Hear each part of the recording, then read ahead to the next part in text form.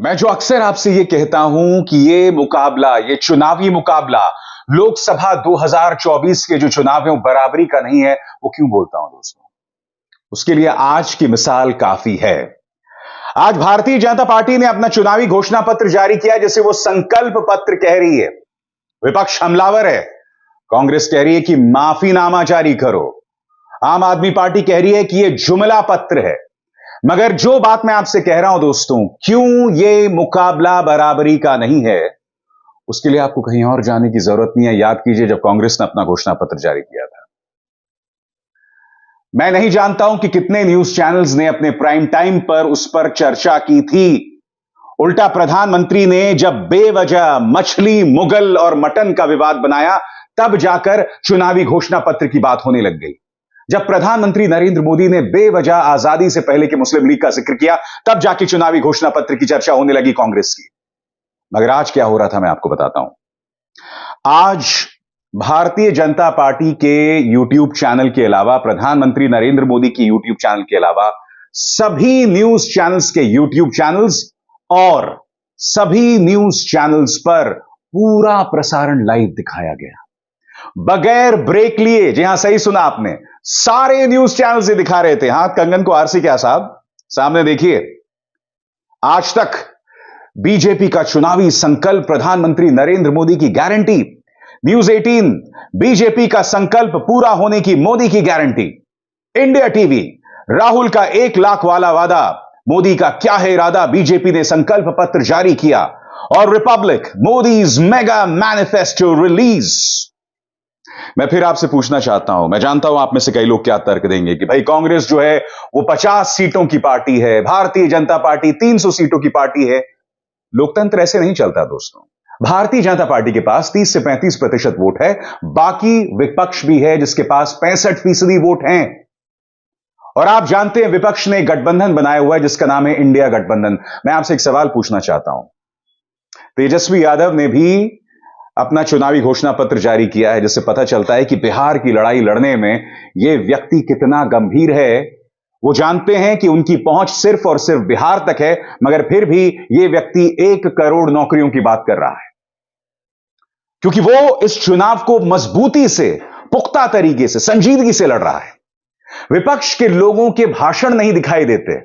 आपने मेरे मंच पर प्रियंका गांधी वाड्रा का भाषण देखा, अखिलेश यादव का भाषण देखा। मैं आपसे एक सवाल पूछना चाहता हूं, न्यूज चैनल्स कितना दिखाते हैं विपक्ष को?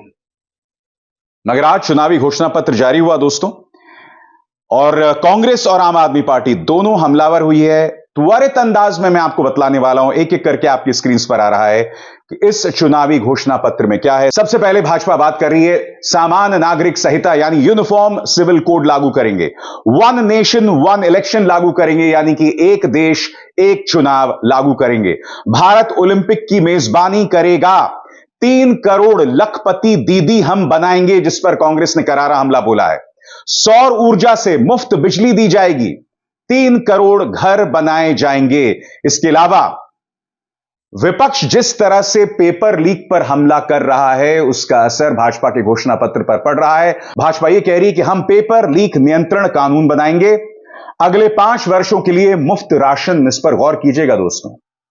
भाजपा जानती है कि सिर्फ धर्म की राजनीति से उसे वोट नहीं मिलेंगे।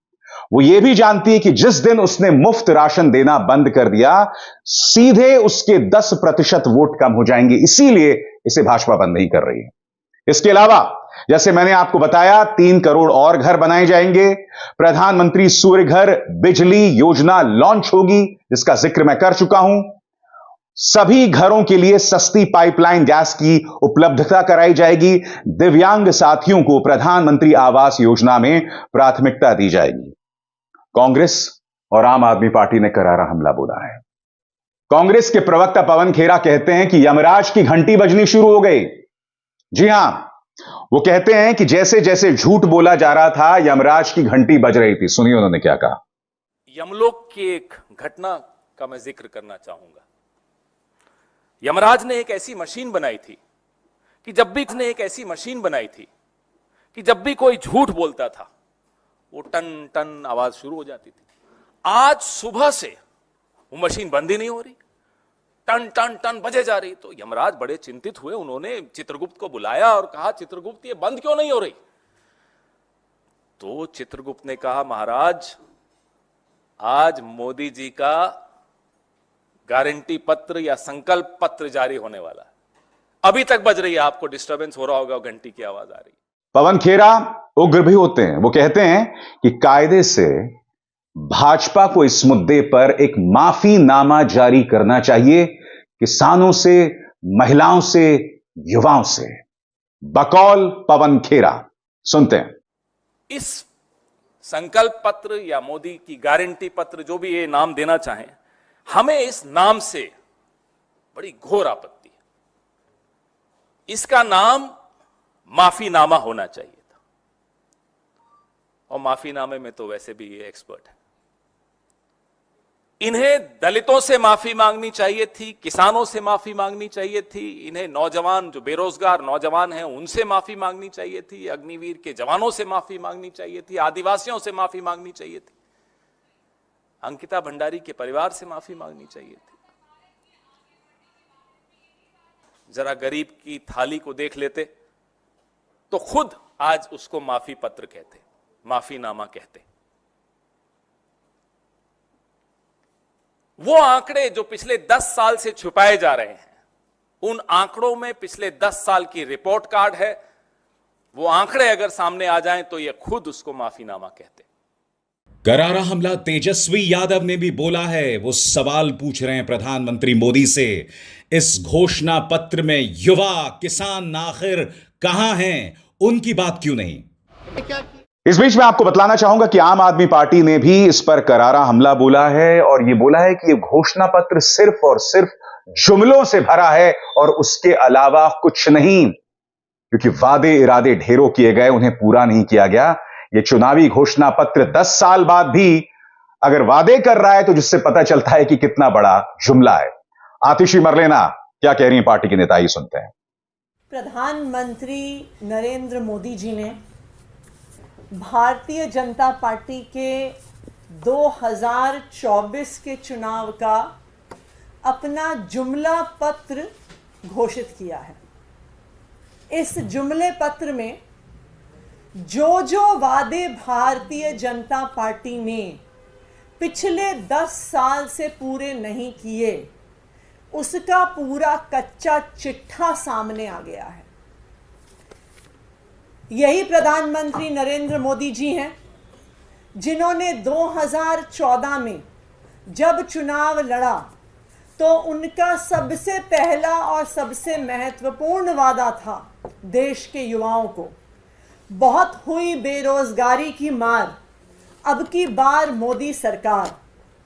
मोदी जी ने वादा किया था, या ये कहें कि 2014 में भी मोदी जी ने जुमला दिया था कि हम हर साल 2 करोड़ नौकरियां देने वाले हैं। लेकिन आज 10 साल बाद 2024 के इस जुमले पत्र में वो नौकरियों का आंकड़ा देने को भी तैयार नहीं है। कहीं पर इस 75 पेज के डॉक्यूमेंट में ये आंकड़ा नहीं दिया है मोदी जी ने कि 10 साल में कितने युवाओं को बेरोजगारी दी एक्चुअली। दूसरी बात, प्रधानमंत्री नरेंद्र मोदी जी की सरकार ने खुद देश के संसद में आंकड़ा दिया है कि 10 साल के अंदर 20 करोड़ तो छोड़िए, 2 करोड़ नौकरियां तक पैदा नहीं हुई हैं। मोदी जी ने तो आंकड़ा नहीं दिया, पर मैं आपको आंकड़ा देती हूं बेरोजगारी का। आज भारत के इतिहास में 45 साल में सबसे ज्यादा बेरोजगारी है। आज भारत में यूथ एम्प्लॉयमेंट ऑल टाइम लो पर है। युवाओं के आंकड़ों को अगर हम देखने जाएं तो हमारे देश में 25% युवा बेरोजगार हैं। अगर हम ग्रेजुएट्स का एम्प्लॉयमेंट और अनएम्प्लॉयमेंट का आंकड़ा देखने जाएं तो आज भारत देश में ग्रेजुएशन करने वाले 45% युवाओं के पास रोजगार नहीं है। ये है मोदी जी के 10 साल के वादे। ये है जो मोदी जी ने पिछले 10 साल में इस देश के युवाओं के लिए किया है। कांग्रेस यह भी कह रही है कि सही मायने में किसानों के साथ जो है वो विश्वासघात किया गया है। पार्टी के जो रिसर्च डिपार्टमेंट के प्रमुख हैं अमिताभ दुबे, बकौल अमिताभ दुबे, प्रधानमंत्री मोदी और भाजपा का वादा था कि 2022 तक किसान की आय दोगुनी करेंगे, लेकिन असलियत यह है कि आज किसानों की आय घटी है और कर्ज दोगुना हुआ है। किसानों के साथ सबसे बड़ा विश्वासघात प्रधानमंत्री मोदी ने किया है। आइए सुनते हैं। कृषि का सवाल है। दावा था किसान की आय दोगुनी करेंगे 2022 तक, और सच्चाई यह है कि उनकी आय घटी है, बढ़ी नहीं है, घटी है। दोगुनी क्या हुई है? उनका कर्ज 2013 में 47,000 था प्रति किसान और वर्तमान में 74,000 पहुंच गया है। तो उनका कर्ज दोगुना हुआ है। PM Kisan to cover all the farmers in the country, दावा यह था। लाभार्थियों की सच्चाई यह है, हकीकत यह है कि लाभार्थियों की संख्या 67% गिरी है। 2019 में लगभग 12 करोड़ थी और अब 4 करोड़ पहुंच गई है। और जो भूमिहीन मजदूर है वो तो इस योजना में कवर्ड है ही नहीं। एक और दावा था, short term new agricultural loans 1 lakh तक के, जो 1 से 5 साल का जिसका ड्यूरेशन है, उसका ब्याज 0% होगा। 0% लोन देने का वादा किया था। हकीकत, किसान क्रेडिट कार्ड में किसान को 7% देना पड़ रहा है। कहां 0, कहां 7। Realise 100% irrigation potential of the country, यानी कि सिंचाई पूरी की पूरी जितनी सिंचाई देश में की जा सकती है की जाएगी, और हकीकत 52% की गई है। तो जो वादा किया था उसका आधा। पवन खेरा यह भी सवाल पूछ रहे हैं, काले धन का क्या हुआ? बड़ी बड़ी बातें की गई थी कि काला धन वापस आएगा, मगर उस बारे में तो कुछ कहा ही नहीं गया और उसकी बात अब की भी नहीं जाती है। आखिर क्यों? पवन खेरा ये सवाल पूछ रहे हैं। आइए सुनते हैं। 2014 का जो इनका मैनिफेस्टो था, उसका पेज नंबर 5 पे एक वादा किया था कि स्पेशल टास्क फोर्स बना के काला धन वापस लाएंगे। हुआ क्या? इलेक्टोरल बॉन्ड आ गए। मैं सिर्फ आपको 3-4 उदाहरण दूंगा। पेज नंबर 6 पे क्या लिखा था कि जो गिरती हुई करेंसी है उसकी कीमत को सुधारेंगे। आज क्या हुआ? $83 पार हो गया। पेज नंबर 8, नॉर्थ ईस्ट में कानून व्यवस्था को मजबूत करेंगे। अब मणिपुर में तो साहब न जा पाते हैं, न मणिपुर पे एक शब्द बोल पाते हैं। यह है हकीकत, यह है असलियत। पेज नंबर 15, 100 जिलों की स्पेशल पैकेज से गरीबी दूर करेंगे। हंगर इंडेक्स में आप आंकड़ा देखेंगे, आपको समझ में आ जाएगा कितनी गरीबी दूर हुई।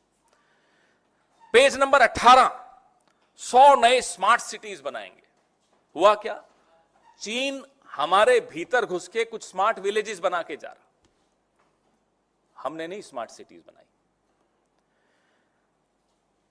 ऐसे कई जुमले। और हैरानी की बात है कि इनका जो अर्दली है, नंबर 2 है इस सरकार में और इनकी पार्टी में, अमित शाह, वो खुद कहता है कि ये जुमलेबाजी। किसी देश का प्रधानमंत्री के लिए इससे बुरा कुछ नहीं हो सकता कि उसकी जुबान पर लोगों को भरोसा उठ जाए, उसको लोग झूठा कहने लग जाएं। 14 से 19 के बीच में, 2014 से 2019 के बीच में लोगों को भरोसा था इनके शब्द पर, इनकी जुबान पर। 19 के बाद लोगों को मनोरंजन होने लगा इनकी जुबान पर, लेकिन अब खीज होने लगी, गुस्सा आने लगा, रोष हो गया लोग। ये यात्रा नरेंद्र मोदी की, इस देश के प्रधानमंत्री की, ये बताती है कि 10 साल में क्या हाल बना दिया इस देश का, कि जो लोग इनको हीरो मानते थे, जो लोग इनकी बात सुनना चाहते थे, अब टीवी का चैनल बदल देते हैं। दोस्तों, दिलचस्प बात यह थी कि प्रधानमंत्री नरेंद्र मोदी ने आज जब चुनावी घोषणा पत्र जारी हुआ, वहां 2 चीजें हुई। पहली बात, चुनावी घोषणा पत्र जारी करने के बाद एक प्रेस कॉन्फ्रेंस होता है, क्योंकि प्रधानमंत्री ने उसे संबोधित किया था, तो हम ये उम्मीद कर रहे थे कि प्रधानमंत्री एक प्रेस कॉन्फ्रेंस को संबोधित करेंगे। उन्होंने ऐसा क्यों नहीं किया? आपको याद होगा जब 2019 के लोकसभा चुनाव हुए थे तब मंच पर अमित शाह और प्रधानमंत्री दोनों बैठे हुए थे। प्रधानमंत्री से सवाल पूछे जा रहे थे मगर वो उसका जवाब ही नहीं दे रहे थे।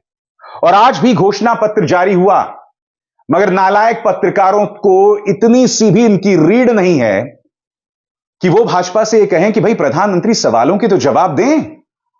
आप जब इतना लंबा चौड़ा घोषणा पत्र की बात कर रहे हैं, आपके सामने आपके गुल्लू कालू पापा की परियां बैठी हुई हैं, वो आपसे कठिन सवाल भी नहीं करेंगे मगर दम्भ देखिए, अहंकार देखिए। मजाल है दोस्तों कि प्रेस कॉन्फ्रेंस किया जाए।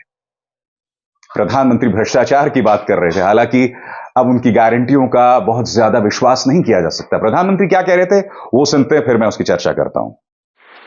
आपने देखा है कि पिछले 10 साल में भ्रष्टाचार पर भाजपा सरकार ने कितनी बड़ी कड़ी कार्रवाई की है।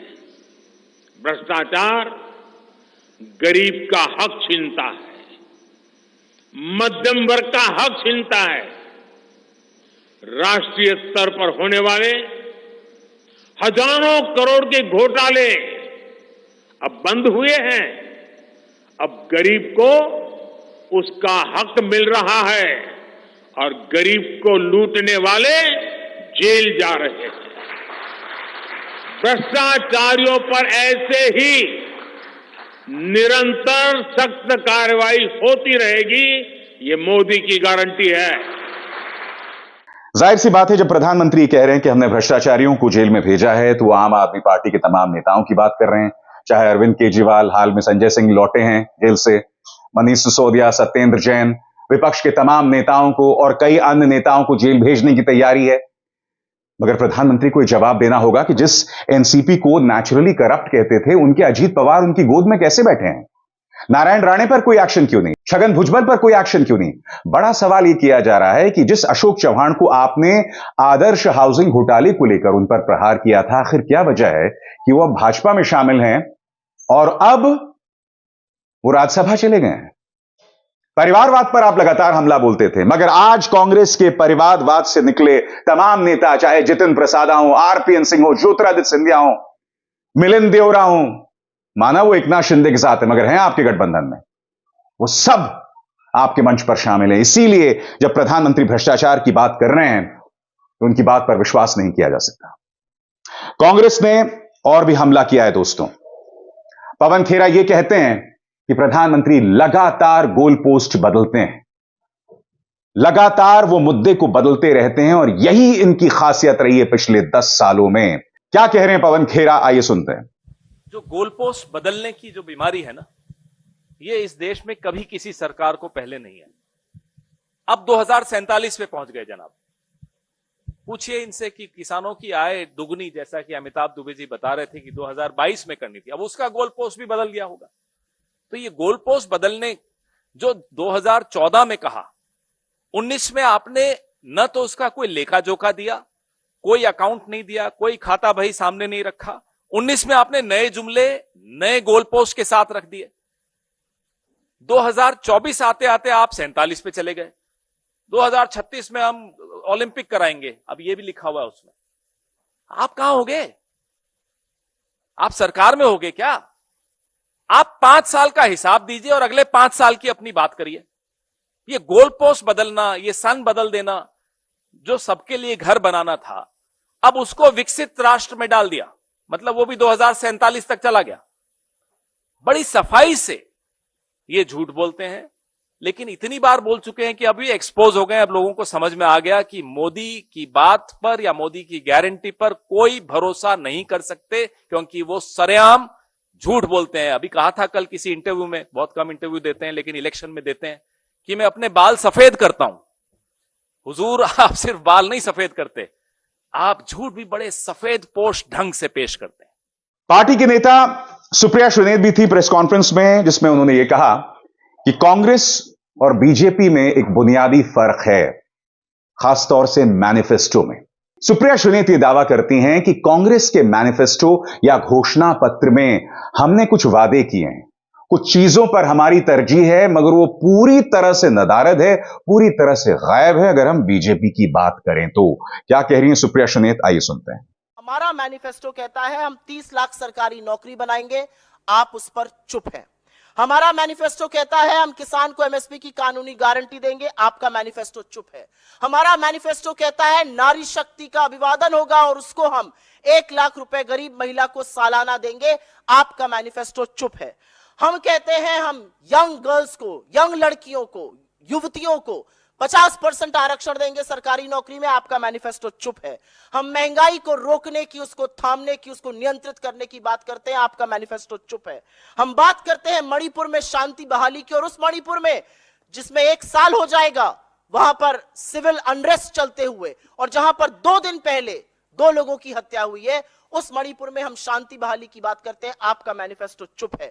हम लद्दाख में 6 शेड्यूल ऑफ कॉन्स्टिट्यूशन की बात करते हैं, आपका मैनिफेस्टो चुप है। हम भ्रष्टाचार हटाने की बात करते हैं, आपका मैनिफेस्टो बरगलाता है। तो एक तरह से कहा जा सकता है दोस्तों, चाहे आम आदमी पार्टी हो या कांग्रेस हो, दोनों ने करारा प्रहार बोला है भारतीय जनता पार्टी के मैनिफेस्टो पर। मगर बीजेपी भी जानती है इन आवाजों के कोई मायने नहीं है, क्योंकि जो आलोचना कांग्रेस, आम आदमी पार्टी या अन्य विपक्षी दल कर रहे हैं, मीडिया उसको दिखाएगा भी नहीं।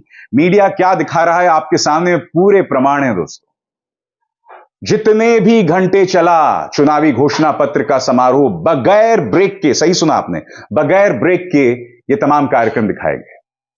और अगर छोटा मोटा ब्रेक ले भी लिया होगा तो आप जानते हैं उसके क्या मायने हैं।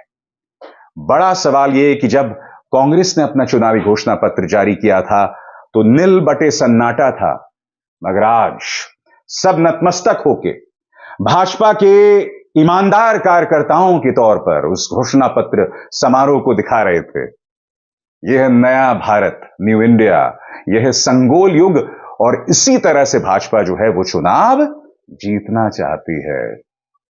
अबजार शर्मा को दीजिए इजाजत, नमस्कार। स्वतंत्र और आजाद पत्रकारिता का समर्थन कीजिए, सच में मेरा साथी बनिए। बहुत आसान है दोस्तों, इस ज्वाइन बटन को दबाइए और आपके सामने आएंगे ये 3 विकल्प, इनमें से एक चुनिए और सच के इस सफर में मेरा साथी बनिए।